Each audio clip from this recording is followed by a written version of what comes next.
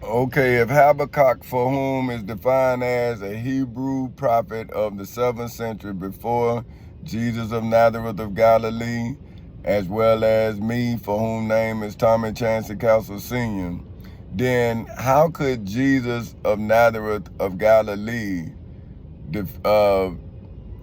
fulfill the Old Testament, right, without the high priest Caiaphas, the Pharisees, the chief priests, the high priests, the scribes, and the elders in Jerusalem fulfilling the New Testament?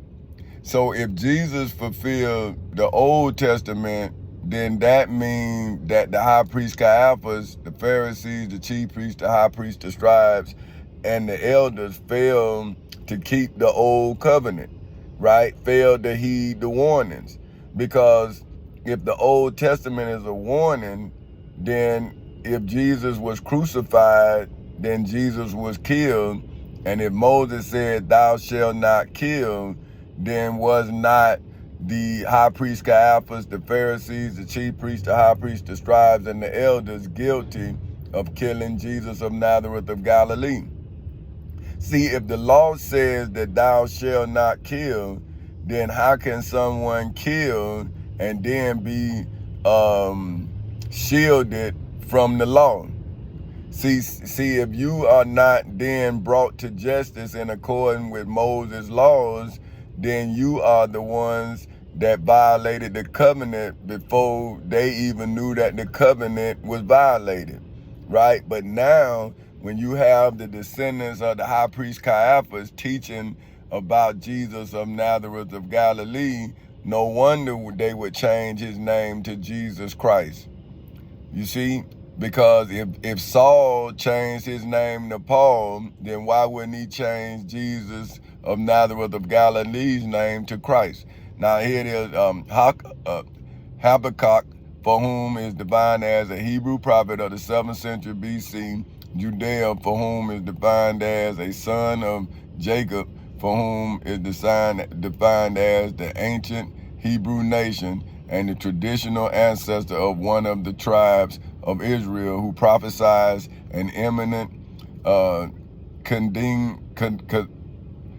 Kadim, for which is defined as a person, verse in the Okot,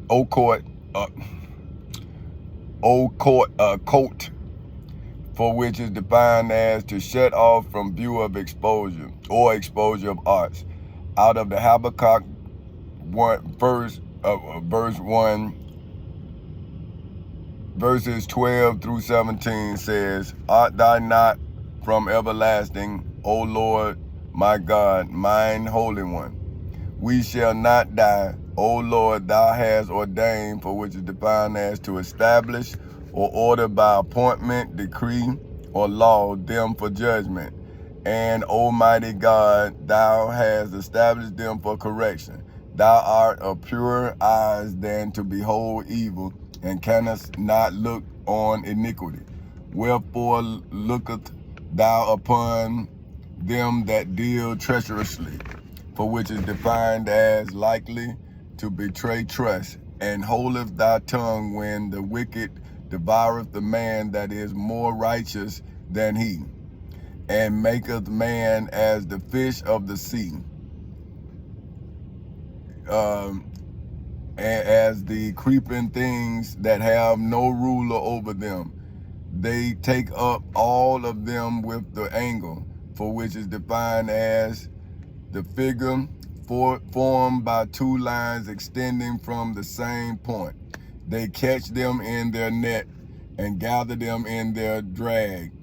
And the drag is defined as a device for dragging, which is defined as to cause to move with slowness or difficulty underwater to detect or obtain objects. Okay, now, see, what I'm doing is I'm defining it, the drag, so you will know, like, it's dragging the like deception and deceit. That's what I'm saying, right? I'm saying that what I'm doing is I'm in the civil and criminal courthouses in Seminole and Orange counties in the state of Florida, and I'm using the Florida Constitution, the United States Constitution, the Florida Bill of Rights, the United States Bill of Rights, the Declaration of Independence, statutory law, and the Civil Rights Act of 1964, the Holy Bible and the Holy Quran, like a device, right? A device for dragging to cause to move with slowness or difficulty under the water of deception to detect or obtain objects, which is God's children, Allah's children, and my atheist children, right? So if I do not give better knowledge, then how can the mind become healed? See, if you keep on allowing deception to exist in your development, right, which is your knowledge, then how can you develop righteously if your knowledge is unrighteous? See, if the knowledge is not righteous, then how can the mind be righteously developed? See, this is why when you have the descendants of the high priest Caiaphas, the Pharisees, the chief priests, the high priests, the scribes, and the elders teaching about Jesus of Nazareth of Galilee, then you have to believe that Jesus spoke to Saul from the sky, right? But, well, if Jesus spoke to Saul from the sky, why Jesus ain't speaking to this generation from the sky? Why am I in the civil and criminal courthouses in Seminole and Orange counties in the state of Florida being denied of my basic American rights because the people around me are slaves? See, this is what I'm saying. If you cannot open the minds of those around you, how can you escape the ignorance in the minds of the people around you?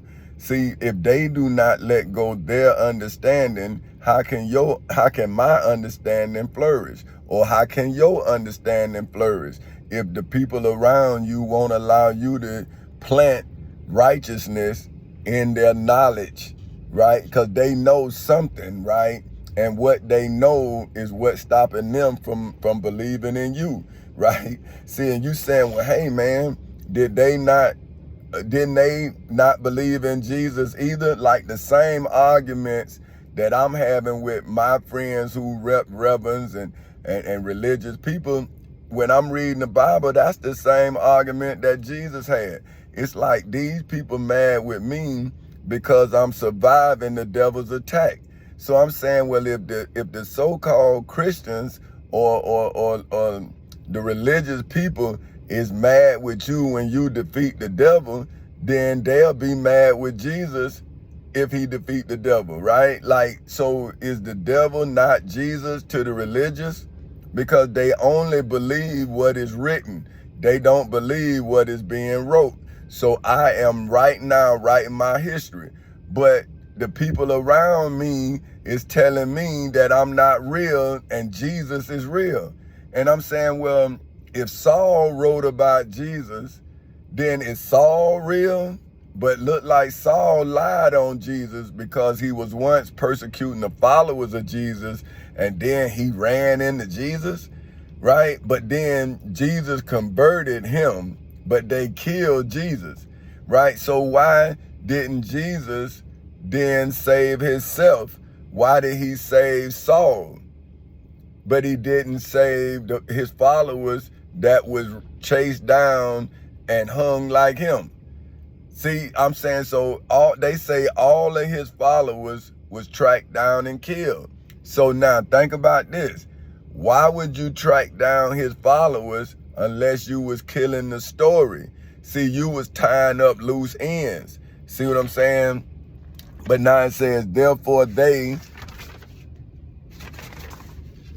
rejoice and are glad. Therefore they sacrifice unto their neck. See, so that's what they did to Jesus, right? They sacrificed him, Dr. Martin Luther King, Minister Malcolm X, Mr. Huey P. Newton, Mr. Fred Hampton, Mr. Medgar Evers. See, Mr. Huey P. Newton, as I said, see, they sacrificed the truth in their nets and burn incense under their drag. See, under their device. See, they device is to destroy, to cause to move slowness or difficulty. See, that's why we for whom is living in poverty is slow to get out of poverty, because the device that keeps us in poverty is money. See, because we can't do because we don't have the resources necessary to do. But God gave everybody a skill, the ability to come together and then use what we got to get what we need. But see, if we keep on saying what we don't have, then that's why our children will never have what we don't know how to get. See, you have to learn how to become resourceful. If you don't become resourceful, you'll be out of resources. See, so that's what I had to do. I had to get my weight up so I can afford my people's understanding, right? And say, because by them, their portion, for which is defined as an individual's part or share of something, is fat, and their meat plenteous, right? Now that's defined as constituting or existing in plenty, for which is defined as a number or amount of something that is enough for a particular purpose, right? So it's plenteous, right? So now the law has allowed me to then become plentiful, right? Because I have now enough knowledge that I can affect the development of the mind, because that's why I'm being thorough and I'm defining everything. Because, man, I can, you talk to these Christians, man, like they probably can't read another book, but they can tell you the scriptures word for word, because they memorize it, right? See, I don't memorize it. I have to go back and look up. But my life, you can wake me up 2 in the morning, 3 in the morning. I'm going to tell you what I got going on. See, because it's my life, right? So people say, man, won't you give up? And I'm saying, on my life, man, on my life, you want me to give up?